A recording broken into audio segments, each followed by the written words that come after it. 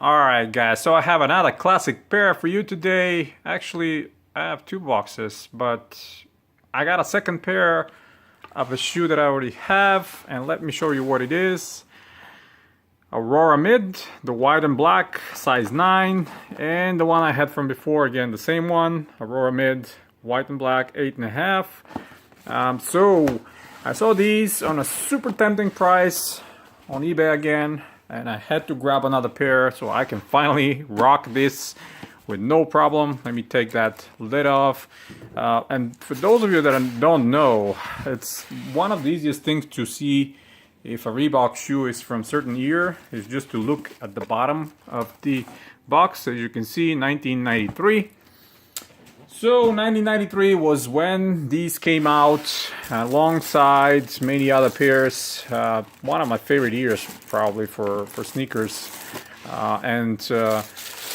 If you've seen my video of the latest retro of the Graphite Pro, quote-unquote Graphite Pro, which unfortunately for all of us doesn't have graphite, you will recognize the midsole.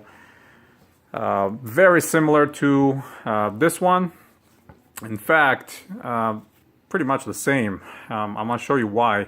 Obviously, if you look at the bottom, this section is where the graphite is on the Pro model, and this is where the Hexalite is. The Aurora was the most simplistic cross trainer the Reebok had, and of course it only relied on their EVA, which is still very soft and responsive even today. These are probably one of the most comfortable shoes I own, hands down, regardless of the lack of any technology.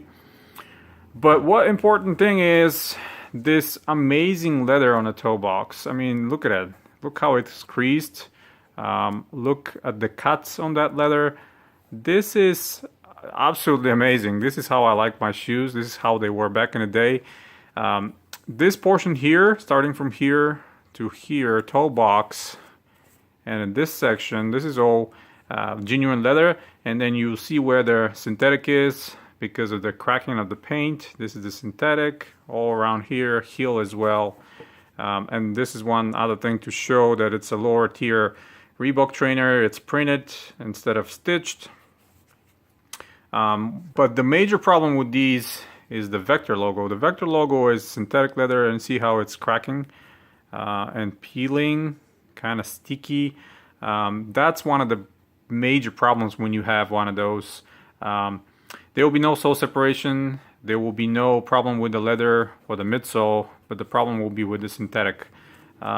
This mesh they put in, this is so amazing. This is how majority of Reebok sneakers came back in the day. Whenever they use mesh, this was the exact mesh they used. Very plush and soft. The padding is nice inside, and this is the insole, unremovable. One thing to notice about this particular pair is that I kind of feel like the insole is crumbling underneath because it's polyurethane. Unfortunately, that's prone to happen to some of these shoes, especially the ones that are glued in. And this is the label inside, Indonesia, made in Indonesia, and this is what states. Many of the retros these days actually have that same label. But let me pull my other DS pair. This is, I don't think this is DS because it's kind of a dirty outsole. Maybe they put it on feet, you know, for a little bit and just wore a couple of times. But my DS pair, which I'm going to pull right outside of the box right now, obviously you can see the outsole is completely clear and clean, minus this section because this, you know, this is the solid rubber, this is the EVA. Yellows up a little bit, but at the same time it's still very responsive, no problem. Toe box clean and nice, and the Vector on my previous pair is more preserved. You can see how it cracks a little bit, but it hasn't started to peel or it's not sticky, which is a good thing. Same goes for this one, you know, kind of crackage a little bit, but no stickiness, no peelage. Peelage, it's a crazy word, really. And most of all, the insole here, when I touch it, it's completely firm, no problem, no deterioration. This one is as well made in Indonesia, right there. So both of them fit pretty well. I mean, 8.5 is tiny bit snug, so if I put a thinner sock, I can wear them with no problem. But you know, if I put a little bit of a not a little bit of a normal sock on this one, fits perfectly well as well. This is how the fit was back in the day, 8.5 to 9. Now they run, all the retros are the other way around, 8 to 8.5. So yeah, what can I say? I'm glad I got these again for like, I don't know, $35 I think shipped. I think it's a great find. Can't be happier. Look at that leather. Come on, camera. Focus on the cut. Maybe anytime soon. There we go. Look at the leather, guys. I mean, this is amazing. You know, I love leather, and you pull these out of the box and they smell like leather, despite the fact that just half of them is actually genuine leather, and this other section here where you see cracks a little bit, this is the paint that it's over the synthetic, and vector is, you know, peeling a little bit, kind of a sticky, but at the same time, and this right one, the insole seems more preserved. When I touch it inside, it's not completely you know, crumbling like the other one.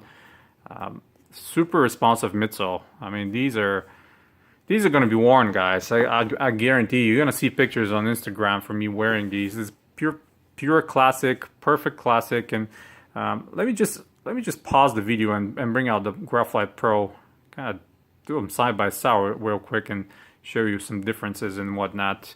I'll be right back in a second. Alright, so I am back, and here is the quote-unquote Graphite Pro right next to each other. Let me see if I can put them right this. You'll see that the midsole is exactly the same kind of design right here in a forefoot. A little bit different in the heel, so if and the box falls down. The heel is a little bit different. Obviously the outsoles will be the biggest difference here. You know, the original one had the graphite and the hexalite right there, and the Aurora had only the you know, outsole and pretty much it. But you can see the similarities, and especially in the forefoot right here, these grooves, Reebok logo here on the graphite. This section, this is similar, the cutout for the fake graphite now, and where the hexalite used to go, same design. And if you look at the back, you'll see again similarities with the outsole. You know, this is different colorway, but it's exactly the same design. So yeah, this was the top tier model back in '93 when this model released. The Graphite Pro was always standing on the top. Then we had the Satellite, which was the same model pretty much without the graphite. And then we had the Supreme Low and Mid, which were again pretty much the same. A little bit different design on the outside, on the upper, of course, with hexalite only. And the lower tier was the Aurora Mid and the Aurora Low. There was a Low as well. This, you know, was the top tier again. So putting them on the background here, a lot of similarities, but you know, this is the OG. I absolutely love this pair. Leather is again much better than what this one has, and this is gonna go straight to be worn outside. Yeah, super happy to have another pair, guys. That's pretty much it. Again, as always, hit the thumbs up if you like the video. Stay tuned to the channel. Stay tuned to collectivekicks.com for more sneaker news, reviews, and history articles. And until next time, you have a wonderful day.